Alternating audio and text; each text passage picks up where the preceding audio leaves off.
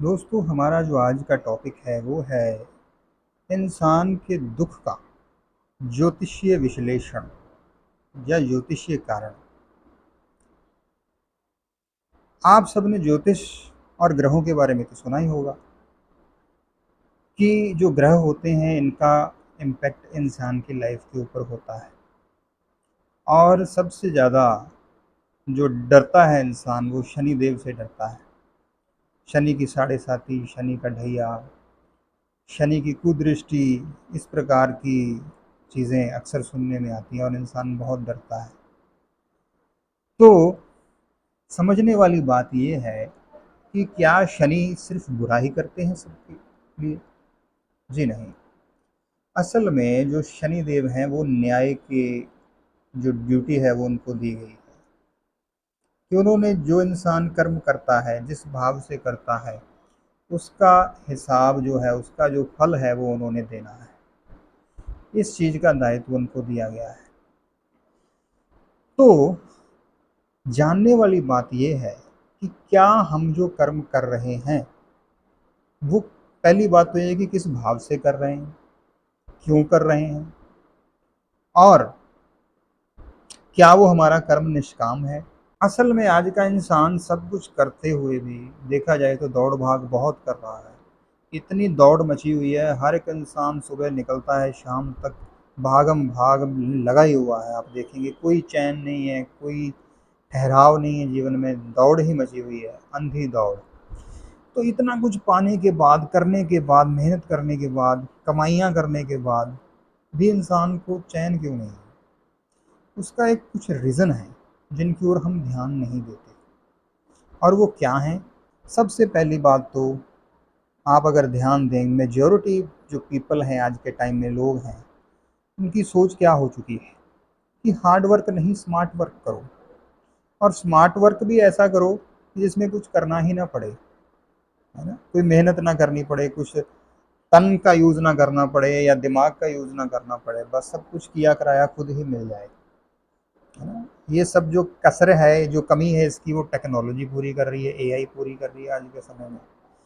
तो जब हम बिना कुछ किए प्राप्त करना चाहते हैं कुछ फल को, तो फल मिल भी रहा है, प्राप्त कर भी रहे हैं, पा भी रहे हैं, बड़ी प्रॉपर्टीज़ बना रहे हैं, बड़े बड़े बैंक बैलेंसेस बना रहे हैं, बड़े एसेट्स क्रिएट कर रहा है इंसान, लेकिन सुख कहाँ है, चैन कहाँ है, शांति कहाँ है, वो नज़र नहीं आ रही। उसका कारण क्या है कि इंसान जो कर्म है वो करना नहीं चाहता, लेकिन पाना सब कुछ चाहता है। तो सुख क्यों नहीं मिलता? उसका एक बेसिक रीज़न है, कारण स्पष्ट रूप से समझ लीजिए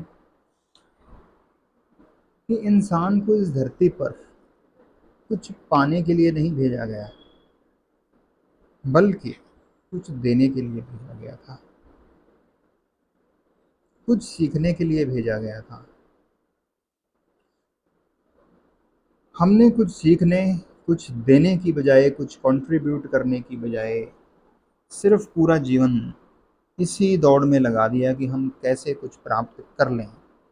और जो भी चीज़ें, वस्तुएं हम प्राप्त करने की कोशिश करते हैं वो इस संसार की, इस थ्री डायमेंशनल वर्ल्ड की चीज़ें हैं।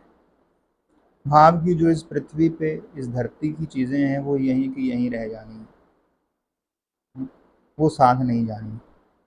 कितना भी बड़ा बैंक बैलेंस क्यों ना हो, कितनी ही प्रॉपर्टी क्यों ना हो, कुछ भी क्यों ना हो, वो सब जैसे ही शरीर छूटता है, इंसान का आत्मा अलग होती है, तो वो सब जीरो हो जाता है, उसी को वैल्यू नहीं रहती। जो इस संसार में आपने आके अर्जित किया, इस संसार की चीज़, वो यहीं छोड़ के जानी पड़ेगी, ये यहाँ का नियम है। भले वो कोई पद प्रतिष्ठा हो, ठीक है जी, कोई धन दौलत हो, भले कोई रिश्ते नाते हों, वो सब यहीं छोड़ने पड़ते हैं।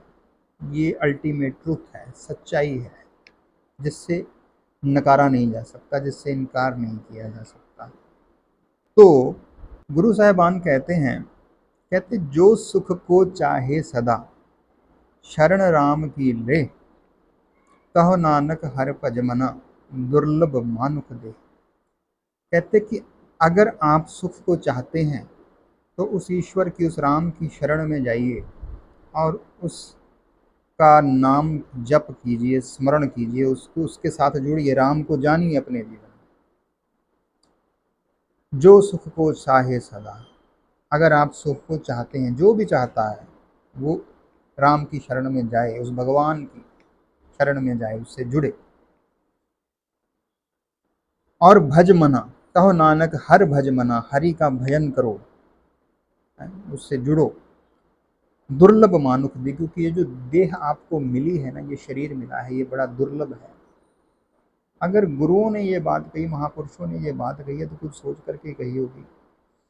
तो वो कहने को ये भी कह सकते थे कि बड़ा दुर्लभ शरीर मिला है तुझे, एंजॉय कर ले, जितना कर सकता है, प्रॉपर्टीज इकट्ठी कर ले, कमाइयाँ कर ले, आने वाली पीढ़ियों के लिए जोड़ ले। वो ऐसा भी लिख सकते थे अगर ये सत्य होता, इसमें कुछ वैल्यू होती, लेकिन उन्होंने ऐसा तो नहीं लिखा। तो जिस चीज़ में सुख है ही नहीं, उस चीज़ के पीछे आप पड़े हुए हो, उसको इकट्ठा कर करके रखे जा रहे हो, फिर उसकी चिंता भी करते हो, हैं? क्योंकि ऐसी कई घटनाएं, ऐसी चीज़ें आती हैं जो मान लीजिए जिस, क्योंकि जो इंसान का जो दुर्लभ शरीर मिला ना, जब ये छूटता है तो शास्त्र ग्रंथ, भक्त लोग बताते हैं कि जिस चीज़ में ध्यान रह गया इंसान का शरीर छोड़ते हुए, तो उसको वैसी ही गति प्राप्त होती है, भाव के आगे वैसी ही योनि प्राप्त होती है। जिस किसी का, अगर मान लो किसी ने बहुत अच्छा सुंदर मकान बना लिया, प्रॉपर्टी बना ली, उसके साथ उसका बड़ा लगाव है, ये मेरा मकान है, बहुत ज़्यादा ही अटैच्ड है वो अपनी प्रॉपर्टी से। तो अगर अंत समय में शरीर छोड़ते हुए ध्यान प्रॉपर्टी में चला गया, तो कहते हैं ऐसे इंसान को प्रेत योनि प्राप्त होती है, वो उसी प्रॉपर्टी में घूमता रहता है। ये मैं नहीं कह रहा, ये शास्त्र ग्रंथ कह रहे हैं। कहते हैं अगर किसी इंसान का अपने बच्चों में ध्यान रह गया अंत समय शरीर छोड़ते हुए, तो फिर क्या होता है, उसे सूअर की योनि प्राप्त होती है कि तेरा ध्यान सूअर बच्चों में था, तो सूअर के 18-18 बच्चे होते हैं, कितने कितने बच्चे होते हैं, कि ले तू जितने मर्जी बच्चे पैदा कर, इनके साथ खुश रह। अगर किसी का धन दौलत में, संपत्ति में ध्यान रह गया, तो शास्त्र ग्रंथ बताते हैं कि उसको सर्प की योनि प्राप्त होती है। वो कहते हैं ना कि सर्प कुंडली मार के बैठा होता है यूं उस खजाने के ऊपर, तो उसको सर्प की योनि प्राप्त होती है। तो कहने का भाव इस तरह से एक्सप्लेन किया है शास्त्रों में।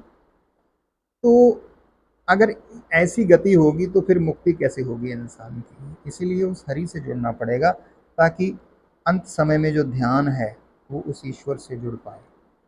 लेकिन हमने तो सारा जीवन अपना ध्यान पदार्थ इकट्ठे करने में ही लगा दिया, संसार के लोगों को में ही लगा दिया, तो ध्यान तो अंत समय उन्हीं में जाएगा ना।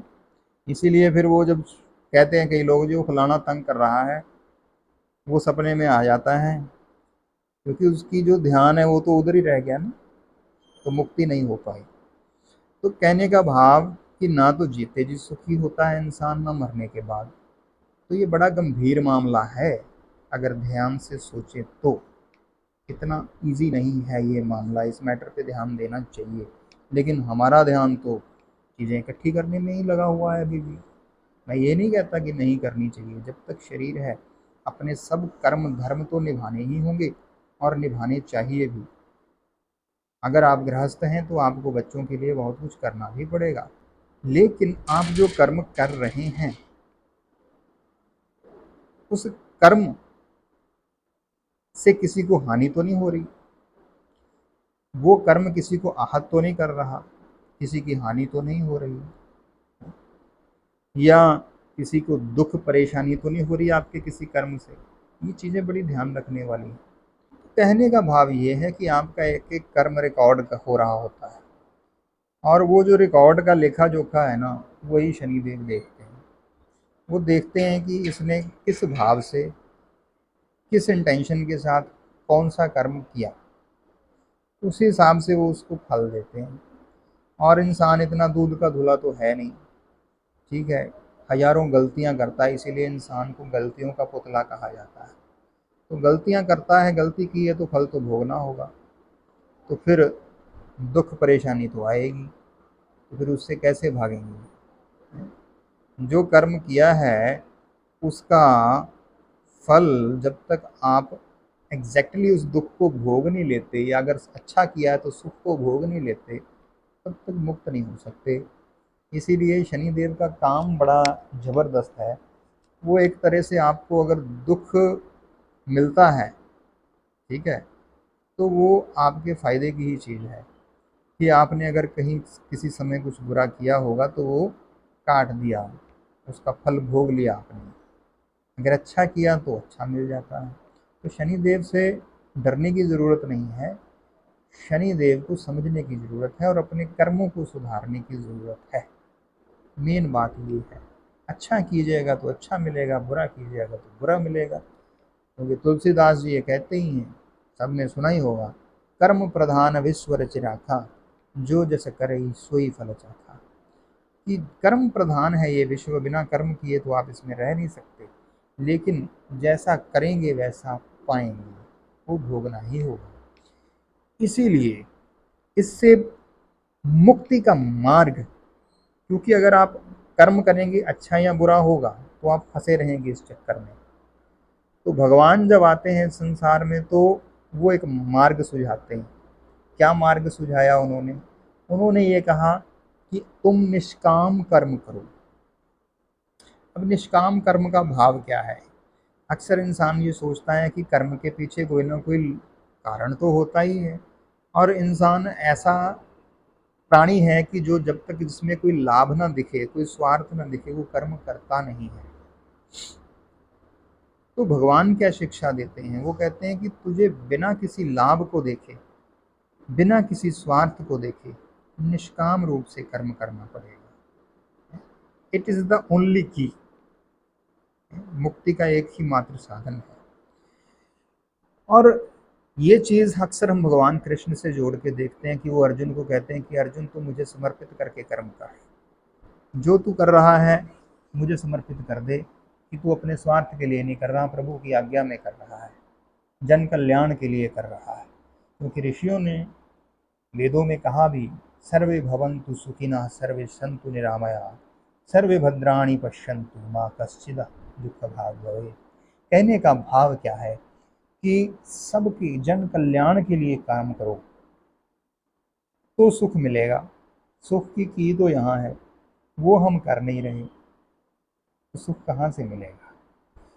अगर इस चीज़ को देखिए, कोई भी अवतार इस संसार में आया, भले भगवान राम आए, उनको हम भगवान कहते हैं, प्रभु राम, उन्होंने भी तो यही कहा। उन्होंने, वो तो भगवान थे, वो चाहते तो खुद ही एक बाण में अगर बाली को मार सकते हैं, तो क्या रावण को नहीं मार सकते?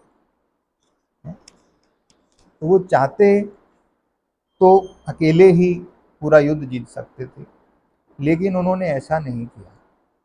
उन्होंने सबका सहयोग लिया, वानरों का, भालुओं का, जो भी मार्ग में मिला, केवट मिला तो उसका सहयोग लिया कि मुझे नदी पार करा दे। शबरी मिली तो उनसे पूछा कि कृपया मुझे मार्ग बता दीजिए आगे का। सहयोग लिया। असल में सहयोग प्रभु को नहीं चाहिए होता है, ये तो एक कल्याण करने का माध्यम होता है। क्योंकि अगर आप देखें, अगर वानर सेना ने प्रभु का साथ दिया तो क्या किसी स्वार्थवश दिया? जी नहीं, वो अपने दिल से निष्काम रूप से सेवा भाव से उनके साथ, उनका साथ दिया। अगर आप कहें कि जी इसमें स्वार्थ तो था सुग्रीव का, क्योंकि उसे राज्य चाहिए था, तो एक चीज समझ लीजिए, प्रभु को अपना काम करने के लिए कुछ ना कुछ बहाना चाहिए होता है, कुछ ना कुछ लॉजिक चाहिए होता है,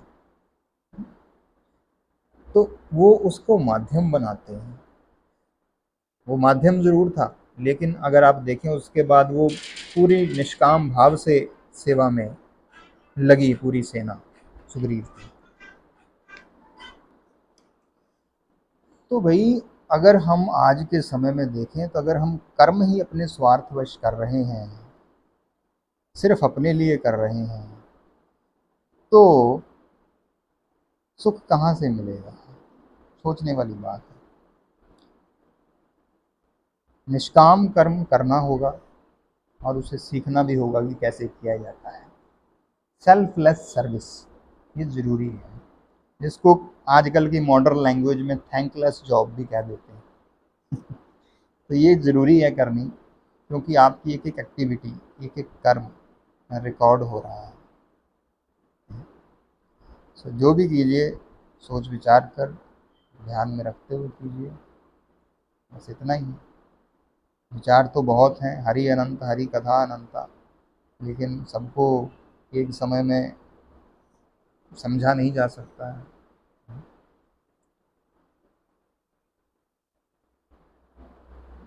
तो आज के लिए इतना ही, शुक्रिया, धन्यवाद।